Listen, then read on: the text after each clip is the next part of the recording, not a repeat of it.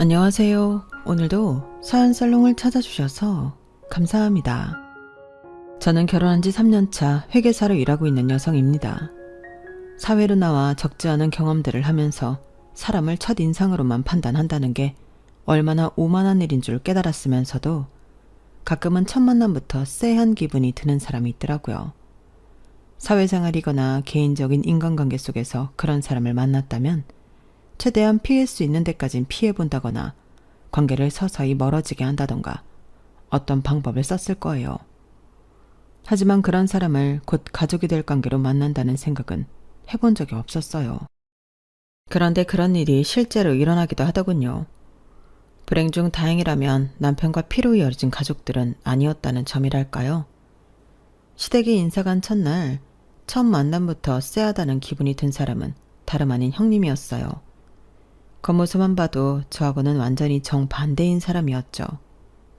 나름대로 상견례라고 가진 것 중에 꽤 좋은 옷을 입었으면서도 일부러 차분하고 단정한 색상으로 갖춰 입은 저와는 달리 형님은 머리부터 발끝까지 명품 로고로 온통 도배를 하고 계셨어요. 단순히 명품만 두른다고 안 좋게 봤던 게 아니라 형님의 태도가 너무 기분 나쁘더라고요. 초면부터 얘는 뭐지? 하는 눈빛으로 위아래로 저를 훑어보는데 길을 꺾으려는 건지 유치하고 어이없게 느껴지더라고요.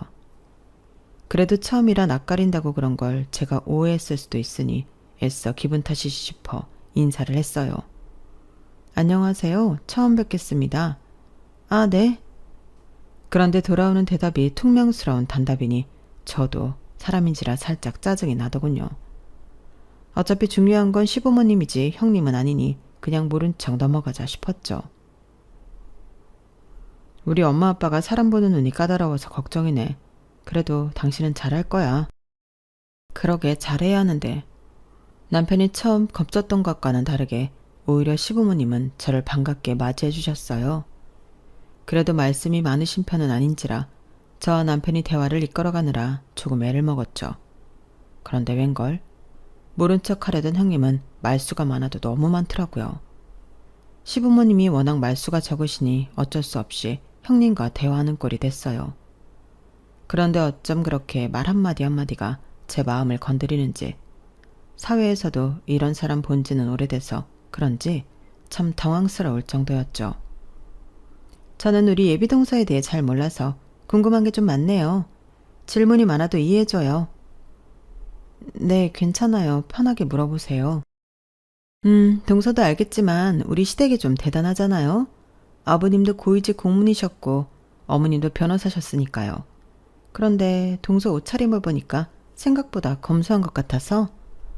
아, 네. 제가 사치스러운 건 별로 안 좋아해서요. 제 옷차림을 지적하길래 그대로 돌려주니 바로 알아들었는지 살짝 당황하더군요. 아니, 사치는 무슨 사치? 그냥 나는 옷차림이 무난하길래 무슨 직업인지 더 감이 안 와서 그런 건데. 디자인이 무난해서 그렇지 가격까지 무난한 건 아니에요. 본인 벌이보다 무리하게 사 입으면 사치겠지만 그냥 제 벌이 내에서 적당히 가격대 있는 옷을 입은 거예요. 중요한 자리인데 당연히 신경 써서 입고 왔죠. 옷차림만 보고 직업 판단한다는 게 공감이 안 돼서 드린 말씀이에요. 그래? 뭐 나는 옷차림이 많은 걸 말해준다 생각하긴 하거든. 난 또 내가 명품만 입었다고 사치 부리는 그런 여자로 생각하는 줄 알고 놀랐지 뭐야. 우리 집은 명품 유통업을 해. 그래서 이렇게 명품이 많은 거니까 괜한 오해는 안 해줬으면 좋겠어. 사업이 잘 돼서 친정에 돈이 좀 있거든. 아, 그러시구나.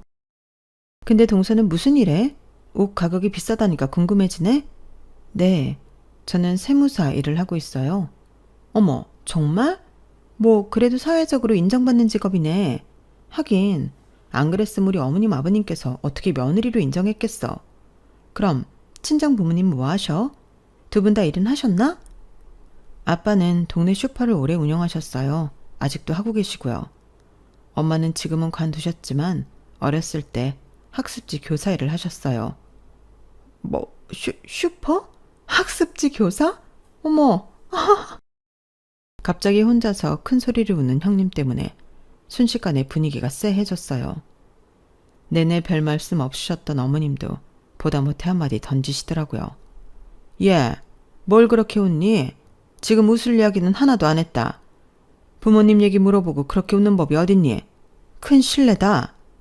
아, 죄송해요, 어머님. 웃겨서 그런 게 아니라 신기해서요. 신기해서. 왜 초등학생은 누구나 슈퍼마켓 집 딸이 제일 부럽잖아요. 어릴 때 저는 엄마 아빠가 가져오는 가방이랑 옷들이 명품인지도 모르고 엄청 싫어했거든요.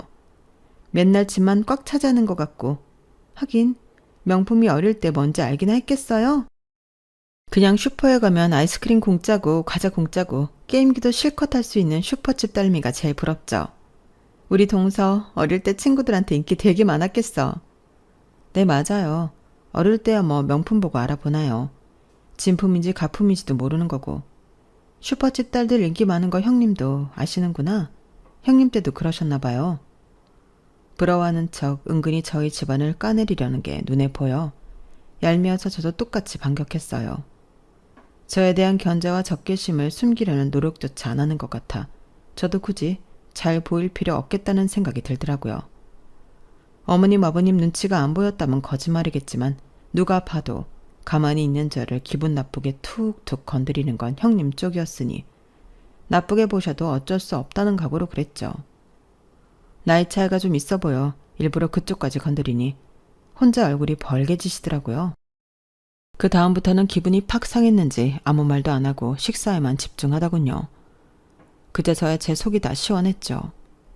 그런데 식사를 마치고 헤어지기 직전 형님이 의외의 행동을 하시더라고요. 동서, 아까 혹시 내가 한 말이 기분 나빴나? 그랬다면 미안해. 내가 워낙 외동으로 귀하게 자라서 그런지 사람들 눈치를 안 보고 자라서 눈치가 좀 없어. 근데 난 기분 나쁘게 하라고 그런 게 아니라 동서에 대해 알아가고 싶어서 그랬던 거야. 내가 좀 인간관계에 서투르거든. 이해해줬으면 좋겠어.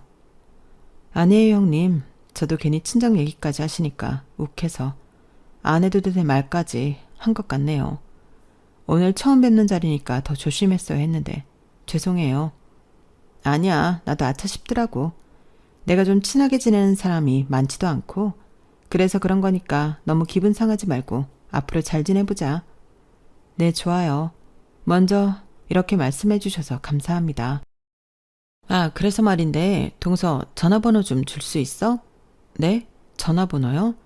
아니, 친해지려면 서로 연락처 정도는 갖고 있어야 하잖아. 나 친해지자고 한 거 진심이었는데? 시 올리기 전까진 당분간 만날 일도 없는데 연락 없이 어떻게 친해지겠어? 아, 네. 그런데 제가 일 때문에 연락을 자주 하지는 못할 수도 있어요. 그럼 직장인 바쁜 거야 당연히 알지. 걱정 마. 눈치껏 적당히 할게. 순간 눈치 없으시다면서요 라고 할 뻔한 걸 겨우 삼켰어요. 찜찜하긴 했지만 그렇게 화해하는 거나 다름없는 자리에서 번호를 요구하는 걸 끝까지 거절할 수도 없고 어차피 나중에 언젠가는 공유할 번호인데 버티는 것도 웃긴 것 같아 결국 연락처를 공유했죠. 아직도 가끔 생각하는 건 그때라도 연락처 교환하는 걸 거절할 걸 하는 생각이었어요. 그때 연락처를 드린 바람에 결혼 전부터 받지 않아도 될 스트레스가 많아졌거든요. 가뜩이나 일과 결혼 준비를 병행하느라 정신없고 힘든 와중에 형님은 수다스러운 만큼이나 연락을 자주 보내더군요. 동서, 출근했어? 오늘 점심 메뉴 추천해 줄래? 동서, 결혼 준비는 잘 돼가? 어디까지 했어? 드레스 투어 때 따라가도 되나? 등등 주제도 정말 다양했어요. 처음에 몇 번은 예의를 갖춰 성실하고 성의 있게 답장했지만 저도 일에 치이고 결혼 준비로 정신없으니 나중에는 그 연락에 답장을 하는 것조차 스트레스로 다가오더군요. 그렇게 몇 번을 답장을 안 하고 몇 날 며칠 확인하지 않은 채로 쌓여가도 형님은 쓸데없는 연락을 보내는 걸 멈추지 않으셨어요. 그냥 대충이라도 대답해. 결혼하면 계속 봐야 하는 사람인데 좀 그렇잖아. 형수님이 좀 말도 많고 유난스럽긴 해. 대충 대답하는 것도 하루 이틀이지. 답장에 이렇게 성의가 없어지면 보통 대충 눈치채고 안 보내지 않아? 그렇긴 하지. 번호를 바꾸는 게 나으려나? 번호 바꾸는 것도 말이 쉽지. 어차피 바꿔도 나중에 물어보면 알려줘야 하잖아. 이거 참. 나도 내 가족이면 어떻게든 막을 텐데 형수님이어서 괜히 나섰다가 일 키울까봐 함부로 못 나서겠네. 그래도 너무 당신 곤란하게만 말해줘. 내가 형 통해서 전달할게. 됐어. 내가 처신 잘하면 되는 문제인걸. 내가 알아서 연락 줄어들게 더 피해볼게. 하지만 답장하는 속도도 간격도 점점 늘려갔지만 아무런 소용이 없더군요.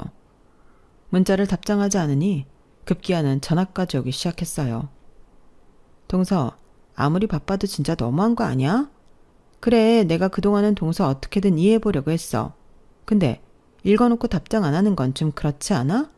설마 나 싫어해? 갑자기 안 하던 전화를 하기에 혹시나 싶어 받았는데 대뜸 짜증을 부리는 큰 목소리에 깜짝 놀랐어요. 네? 아, 정신이 없어서 읽은 줄도 몰랐어요. 오해하지 마세요. 그래? 아니, 난 그냥 동서 결혼 준비 어떻게 돼가나 궁금해서 연락했는데 동서 영 말 안 해주니까 답답해서. 어디까지 됐어? 나 드레스 투어 데려가 주기로 했잖아. 오랜만에 웨딩드레스 구경하고 싶은데.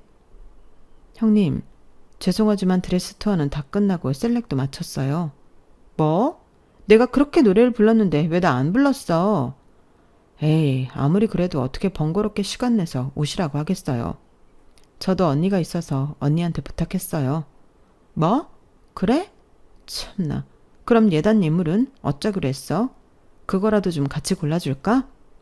그건 남편이랑 상의해서 간소화하기로 했어요. 적당한 선에서 했어요. 어머, 그래? 간소화하면 뭐 얼마나 있나? 그래도 집안 체면 살릴 정도로는 했어? 동서도 같이 살다 보면 알겠지만 우리 어머님 아버님이 워낙 눈이 높으신 분들이라 간소화했다고 해도 적당한 수준이면 안 될 거야. 나도 어머님 아버님 마음에 들게 맞추려고 얼마나 돈을 많이 썼는지 몰라. 우리 집이야 경제적으로 여유가 있으니 그게 됐지만 동선에는 어떻게 했나? 괜찮아? 야근하고 일에 지쳐 집에 도착하자마자 전화 받느라 씻지도 못한 채였어요. 처음 받는 전화라 중요한 연락인가 싶어 받았는데 아니나 다를까 또 이런 얘기라니 화가 치솟더라고요.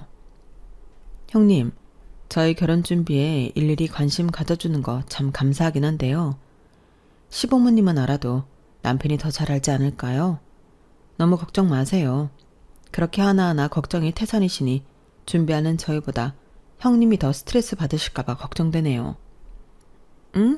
아니 나는 그냥 원래 결혼 처음 할 땐 모든 게 다 선택의 연속이고 힘들잖아. 그래서 도와주려고 한 건데 정말 동서 말 참 독하게 한다.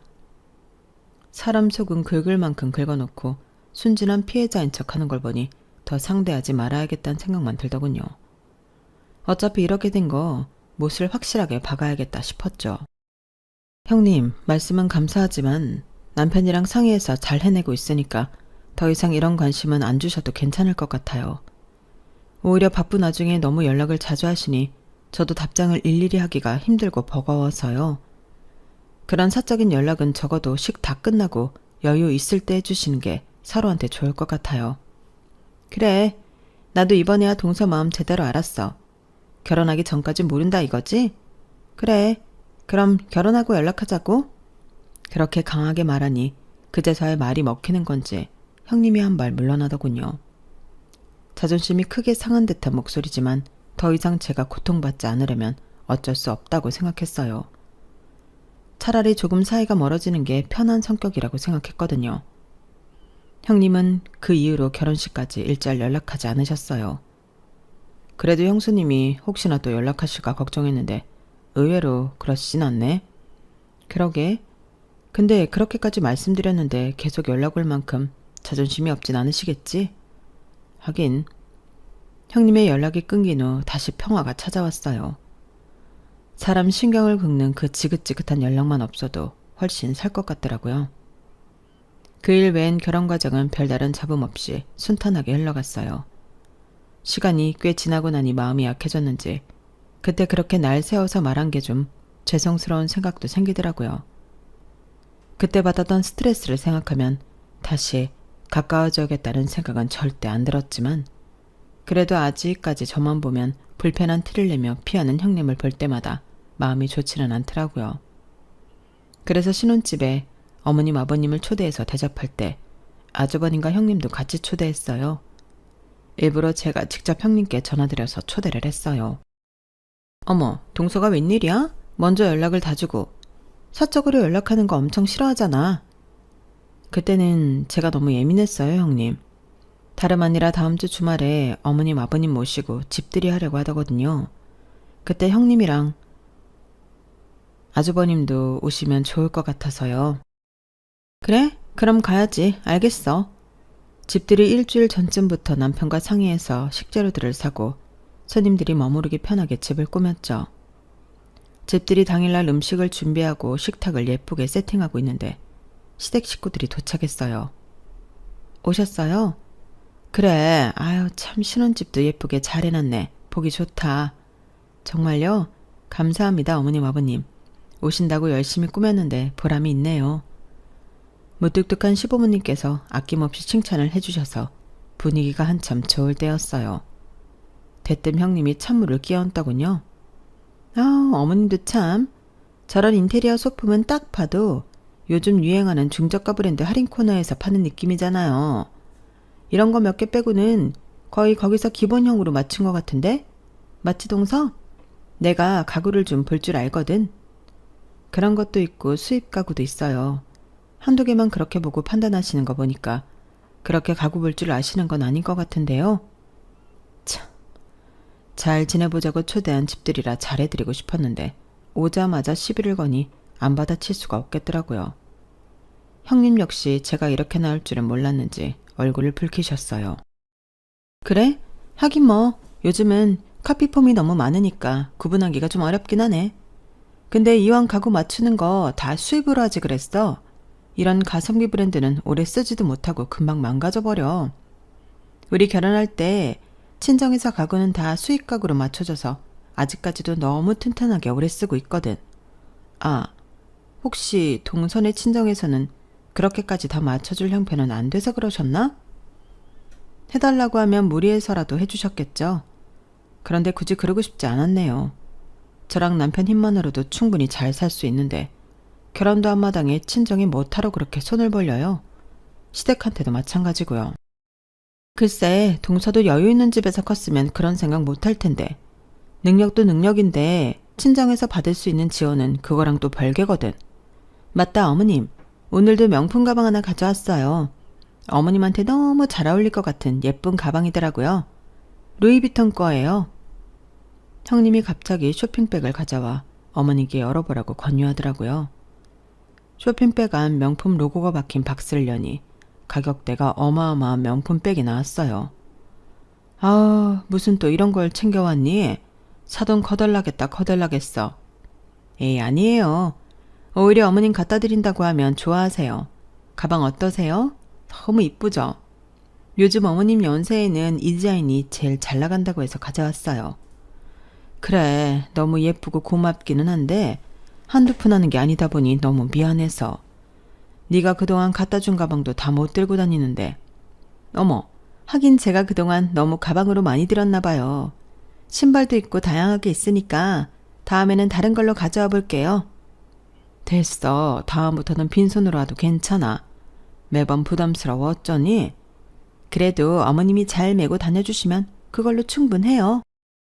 저 보라고 일부러 그러는 건지 몰라도 제 집들이에서 굳이 어머님께 명품백을 선물하며 아양 떠는 모습이 곱게 보이진 않더라고요. 저도 모르게 표정 관리가 안 됐어요. 형님이 그런 저를 힐끗 보더니 씩 웃더군요. 동서 걱정 마. 동서 집들인데 내가 설마 어머님 선물만 가져왔겠어? 내가 특별히 동서 선물로 명품으로 챙겨왔어. 자, 이거 열어봐봐. 형님이 가져온 쇼핑백 중 다른 하나를 제게 내밀더라고요. 어머님께 드린 것과는 달리 쇼핑백에 아무런 브랜드 이름도 적혀있지 않은 일반 쇼핑백인데 이미 몇 번 재활용한 것 마냥 너덜너덜 하더라고요. 박스도 브랜드 박스가 아니라 직접 포장한 것 같은 무난한 무지 박스여서 순간 이거 좀 쎄하다 싶었어요. 왠지 열어보면 기분이 나빠질 것 같더라고요. 감사합니다. 나중에 볼게요. 아니야, 이건 좀 설명이 필요해서 그래. 동서는 명품에는 영 관심이 없고 잘 모르는 것 같아서 한번 열어봐. 하도 재촉을 하길래 뭔데 저러나 싶어 박스를 열었어요. 아니나 다를까 속에도 엉성한 포장에 대충 구깃구깃 접혀있는 스카프가 있더군요. 누가 봐도 새 제품이 아니라 쓰던 걸 가져와서 대충 포장한 느낌이었어요. 뭔가 이상한 것일 거라 예상은 충분히 했기 때문에 크게 놀랍진 않더라고요. 어머님도 이건 아니다 싶었는지 너무 비교되는 선물에 온 가족이 정적이 흘렀어요. 형수님, 이거는... 남편도 욱했는지 나서려고 하길래 제가 가만히 팔을 잡아 말렸어요. 여기서 도발하는 대로 화냈다간 저희 꼴만 우스워질 테니까요. 예, 이거는 누가 쓰던 거 아니니? 보다 못한 어머님이 한마디 하시자 형님이 기다렸다는 듯 깔깔거리며 웃더군요. 아무래도 그렇게 보이죠. 근데요, 어머님, 명품이 왜 명품이겠어요? 시간이 지나도 그만한 가치가 있어서 그런 거죠. 아무리 중고라도 명품은 구하려면 값이 꽤 해요. 이건 특히나 색이 무난해서 유행도 안 타는 디자인이라 자주 할 수 있을 것 같아서 동서 선물로 준비한 거예요. 그런 말도 변명이라고 뻔뻔하게 말하는데 할 말이 없더군요. 이대로라면 집들이 분위기가 이상해질 것 같아서 그냥 제가 미친 척 분위기를 띄워보기로 결심했어요. 어머, 그러게요. 어떤 옷에 입어도 잘 어울리겠다. 감사해요, 형님. 무슨 저까지 명품을 챙겨주시고 그러세요. 진짜 너무 마음에 들어요. 형님 아니면 제가 언제 이런 거 매보겠어요? 너무 감사합니다. 잘 쓸게요. 오히려 엄청 기뻐하는 척하니 형님도 살짝 당황한 눈치였어요. 그래? 다행이네. 네, 다음에도 꼭 명품 선물 부탁해요. 형님 친정 덕분에 제가 다 호강을 하네요. 그렇게 좋아하는 친정 재산 칭찬을 해주니 아주 얼굴에 화색이 돌더군요. 그래, 동서도 이제야 아는구나. 내가 종종 명품 좀 갖다 줄게. 한번 명품 맛에 빠지면 못 나온다. 좋은 거 쓰던 사람은 좋은 것만 쓰고 싶어진다니까? 칭찬을 했던 게 효과가 컸던 모양인지 그 이후로는 다행히 분위기가 화기애애져서 성공적으로 집들이를 마쳤어요. 그래도 황당했던 감정은 마찬가지라 어이가 없어 스카프 사진을 그냥 그대로 찍어뒀어요. 그리고 다음날 친한 직장 동료와 점심을 먹던 자리에서 서로 시댁 이야기를 하다가 신세한탄을 하면서 그 사진을 보여주게 됐어요. 이것 봐. 누가 봐도 누가 쓰던 거 주워다 준 거 아니야? 아무리 명품이라도 그렇지. 본인이 명품에 미쳐있으니 다른 사람들도 그저 명품이면 다 좋아하는 줄 아나. 그쵸. 가격 상관없이 주는 사람 성의가 고마운 거지. 근데 이건 진짜 성의가 없어도 너무 없다. 박수 재활용한 것 같은데요? 이건 좀 심하긴 했다. 아니, 근데 잠깐만요. 이 디자인 어디서 많이 보던 건데? 아니, 이거 진짜 본인이 하던 거 아니에요? 뭐 그것까진 모르겠지만 근데 진짜 자기가 하던 거 좋겠어? 아니에요, 맞는 것 같아요. 제가 결혼식 갔을 때 하도 머리부터 발끝까지 명품으로 치장한다고 해서 궁금해서 유심히 봤거든요. 그래도 저 스카프는 꽤 이쁘다고 생각해서 봤는데 그때 하고 온 것 같은데요. 와, 어떻게 결혼식에 하고 왔던 걸 선물로 줘요? 진짜 일부러 그런 거 아니에요? 와, 진짜? 설마. 사실 결혼식 당일은 인사하러 다니느라 정신이 없어 형님 옷까지 기억이 나진 않았어요. 혹시나 싶은 마음에 결혼식 때 시댁 식구끼리 찍은 사진을 찾아보니 정말 동료 말이 맞더라고요. 똑같은 스카프를 목에 감고 제 옆에서 환하게 웃고 있는데 기가 차더군요. 그제서야 남편과 어머님이 욱하거나 놀라며 반응했던 이유를 이해했어요. 아마 꽤 자주 하고 다녀서 눈에 익은 스카프여서 그랬던 모양이었어요. 참나, 그렇게 명품거리면서 자랑하더니 내 선물은 절대 그렇게 못 주겠다 이건가? 진짜 웃기는 인간이네. 이번엔 칭찬해서 잘 넘기셨다면서요. 다음엔 모르죠. 시댁에도 명품 갖다 퍼준다면서요. 도대체 왜 그러는 거예요? 애정결핍인가? 이왕 이렇게 된 거 그냥 칭찬 더해서 명품이나 얻어내세요. 아, 그냥 이런 기싸움 자체를 좀 안 하고 싶다. 왜 이래야 하는데? 명품이고 나발이고 관심 없으니까 신경 좀 안 거슬렸으면 좋겠어. 그러게요. 시부모님도 아니고 형님 때문에 스트레스를 받아야 한다니. 아니 근데 그 형님이란 분 친정 회사 이름이 뭐예요? 응? 그건 왜? 아니 최근에 아는 분한테 들은 건데요. 땡땡 유통회사 아시죠? 거기도 명품 수입하는 회사인데 백화점에도 많이 입점하고 원래 잘 나가던 회사였는데 최근에 유럽 쪽 계약이 끊기면서 자금 돌리기가 힘든 상황이라 하더라고요. 그래서 체납권까지 생겼다고 하던데요. 뭐? 진짜? 체납까지? 그 정도야? 네. 보통은 상속 포기부터 하고 정리하잖아요. 근데 거긴 아직도 버티고 있다고 하더라고요. 업계에서는 그 빚덩어리 어디 메워줄 믿는 구석에 있는 거 아니냐고 하고 있어요. 거기 시댁도 좀 재산이 어마어마하다고 하던데요. 근데 설마 그 회사는 아니죠? 아, 사실은 맞아. 업계에 있다 보니 이런 이야기까지 다 듣게 되네. 대박. 아니, 선배님 시댁이 좀 여유가 있으시잖아요. 그래서 설마 거기가 여긴가 해서 물어봤어요. 진짜 세상 좁다. 그러게 말이야. 이걸 어쩜 좋아. 시댁에서는 친정 힘들다는 언급은커녕 내색도 없었는데 의뢰 요즘은 더 돈을 펑펑 쓰려 하길래 친정 일이 더 잘 되는 줄 알았지. 역시 빈술에게 요란하다더니. 선배님 시부모님도 조심하셔야겠어요. 시부모님은 좋은 분들이라면서요. 빨리 알리셔야 하는 거 아니에요? 나도 그럴까 싶었는데 괜히 먼저 나서서 그러지 말고 우선 좀 기다려 볼까봐 스스로 언제 말할 건지 궁금하기도 하고. 의도치 않게 형님의 비밀을 알게 되고 나니 마음이 좀 싱숭생숭하더라고요. 하지만 아무리 생각해도 최근 형님의 행동은 친정이 기울어서 힘든 사람의 행동이 아니었어요. 그러던 어느 날이었죠. 아버님 생신을 맞아 다 같이 일본 여행을 다녀오기로 했어요.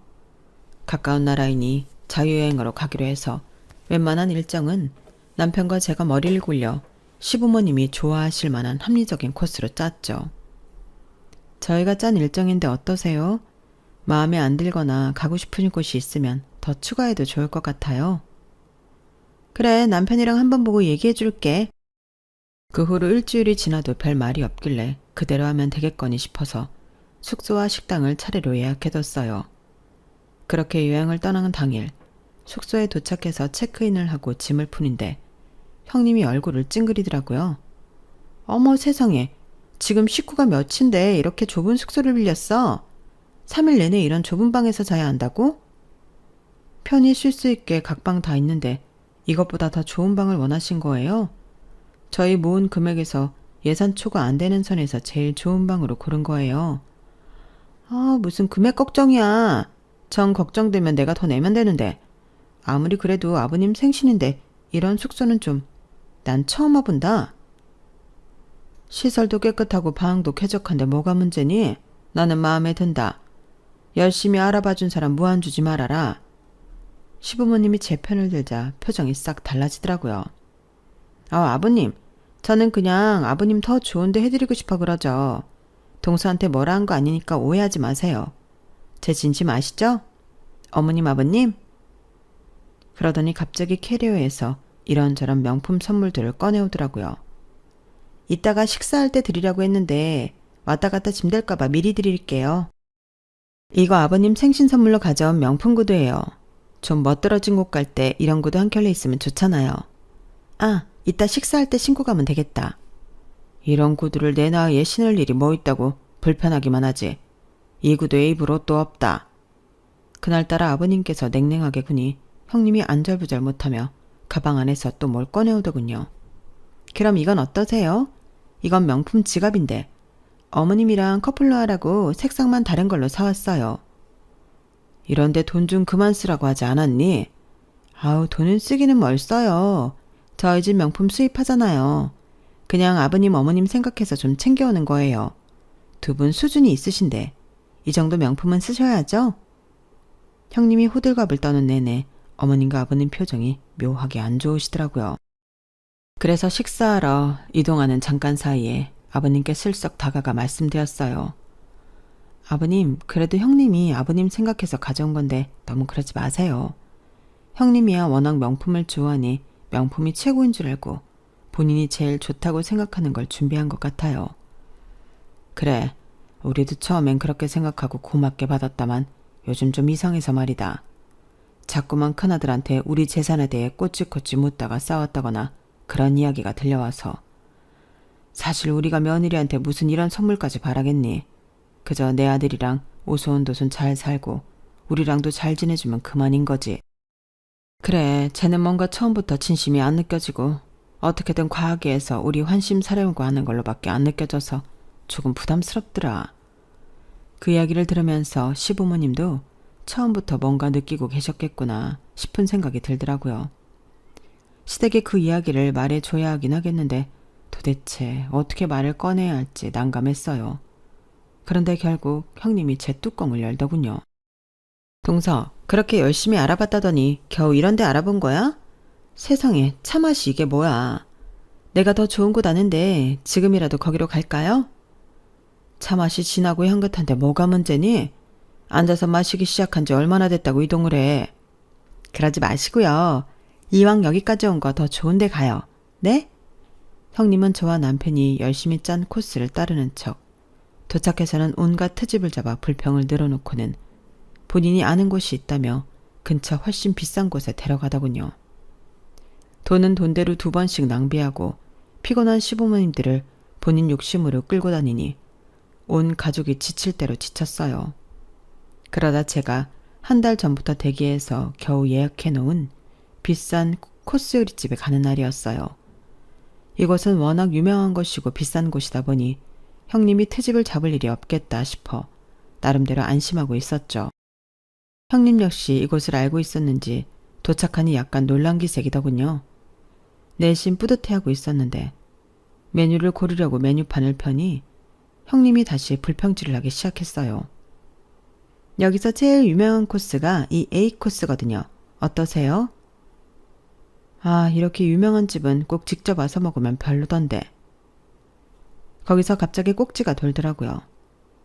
그럼 형님이 좀 짜지 그러셨어요. 형님도 아시잖아요. 여기 한 달 전부터 예약 걸어도 잡기 힘든 거. 도대체 뭐가 그렇게 불만이세요? 어머, 내가 뭘? 동서 갑자기 예민하게 왜 이래? 당황스럽다. 여기 온 게 별로라는 게 아니라 동서가 굳이 여기서 또 제일 가성비 따진 코스 찾는 것 같아서 보기가 좀 그래서 그래. 누가 슈퍼집 딸 아니랄까봐 너무 가격만 따지니까 보기가 좀. 네, 그러는 형님은 부잣집 딸이라 비싼 거 아니면 성에 안 차신다 이거죠. 그래요. 그럼 형님 눈에 차는 걸로 고르세요. 뭐 얼마나 대단한 거 드시나 보게. 제가 시부모님 모시려고 여행 왔지 형님 입맛 맞추려고 여행 온 건 아닌데 가시는 곳마다 불평을 하시니 어떤 거 고르시나 구경이나 해보죠. 시부모님 앞이라 정말 안 싸우려고 했는데 그땐 단단히 노이로제에 걸려 어쩔 수 없었어요. 시부모님도 제 말에 동의를 하는지 딱히 저를 말리진 않으셨어요. 형님은 제일 비싼 코스를 시켰어요. 평소대로라면 절대 먹을 일 없는 초호화 코스였죠. 그래, 될 대로 되라는 심정으로 배가 터져라 먹었어요. 그리고 나서 계산을 하는 시간에 형님이 뒤로 쓱 빠지더군요. 형님, 뭐 하세요? 형님이 고른 메뉴인데. 형님이 결제하셔야죠. 이때까지 계속 그러셨잖아요. 뭐? 내가 여기 와서 그동안 쓴 돈이 얼만데 이것까지 내가 내? 동서가 저렴한 데 데리고 다녀서 내가 다시 비싼 데 가서 다 샀잖아. 그래서 이것도 형님이 내려는 생각으로 시킨 줄 알았는데요. 전 이 코스 시킬 생각은 없었으니 형님이 내시죠. 뭐라고? 동서는 아무리 없이 자랐다지만 왜 이렇게 돈을 안 쓰려고 해? 이번엔 돈선의 친정 돈도 좀 쓰자.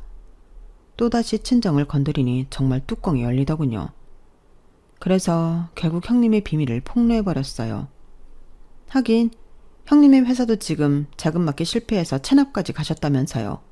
업계에 있으니 안 들으려고 해도 소문이 들리네요. 근데 상속포기는 왜 안 하세요? 듣자 하니 대신 갚아줄 믿는 구석이 있는 것 같다던데 설마 그게 우리 시부모님은 아니겠죠? 뭐라고? 동서 지금 뭐 하는 짓이야? 아니 불안하잖아요. 그렇게 친정 휘청거리는데 이상하게 자꾸 명품만 잔뜩 가져와서 어머님 아버님 헌심 사려고 하는 게요. 명품 쏟아 부으면 시부모님이 재산 한 푼이라도 더 주실까봐 그러세요? 여보, 이게 무슨 소리야? 체납이라니. 장인어른 회사가 그렇게 힘들다고? 나한테는 한마디도 없었잖아.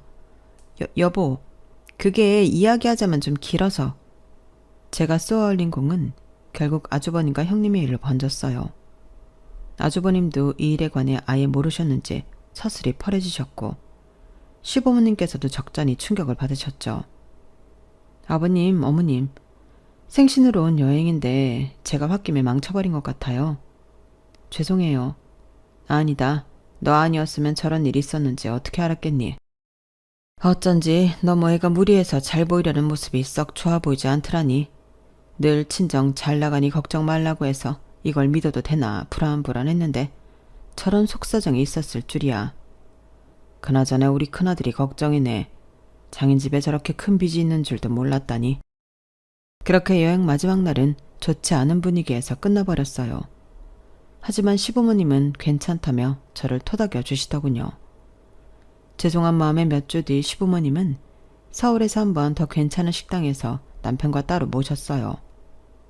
그때 시부모님께 듣기로는 그 여행 이후 형님께서 아주버님께 돈을 빌리려다 실패했고 상속 포기를 안 하고 버티면서 시댁의 재산만 바라는 형님의 모습에 크게 부부싸움이나 이혼 소송 절차를 밟고 있다고 하더라고요. 형님 쪽에서 이혼을 안 하려고 버티고 있지만 아주버님 쪽에서 결국 소송을 통해서라도 이혼을 해야겠다는 입장인 모양이었어요. 너는 괜히 죄책감 갖지 마라. 큰애가 다른 건 몰라도 자기한테 거짓말하는 건 용서 못하는 애거든.